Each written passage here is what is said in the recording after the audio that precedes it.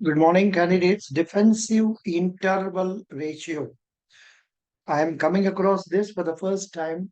The defensive interval ratio, also called the defensive interval period or basic defense interval, is a financial metric that indicates the number of days that a company can operate without needing to access non-current asset, long-term assets whose full value cannot be obtained within the current accounting year or additional outside financial resources.